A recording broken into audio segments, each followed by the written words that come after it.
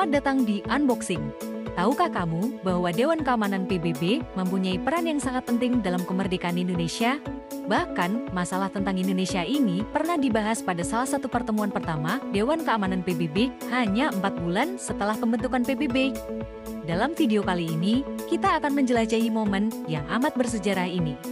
Indonesia, negara kepulauan dengan lebih dari 17.000 pulau, menyatakan kemerdekaan pada tanggal 17 Agustus 1945 setelah melalui masa penjajahan Belanda dan Jepang. Namun, baru pada tahun 1949, setelah perjuangan selama 4 tahun, kedaulatan Indonesia diakui secara internasional.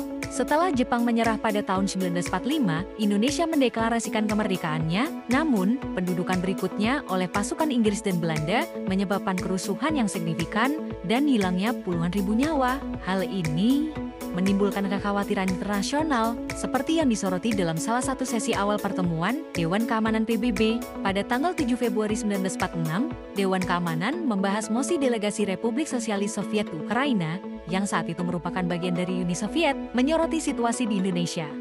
Negara ini menekankan perlunya PBB untuk mengatasi konflik militer dan melindungi warga sipil. Operasi militer yang dilakukan pasukan Inggris dengan dukungan unit Jepang melibatkan penggunaan senjata modern terhadap pejuang Indonesia yang bersenjata amat sederhana. Delegasi Soviet menentang pelanggaran piagam PBB tersebut.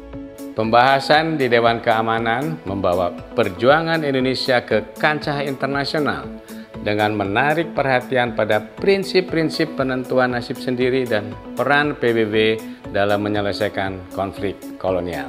Dokumen yang dibahas pada pertemuan Dewan Keamanan ke-12 hingga ke-18 bertajuk Pertanyaan tentang Indonesia.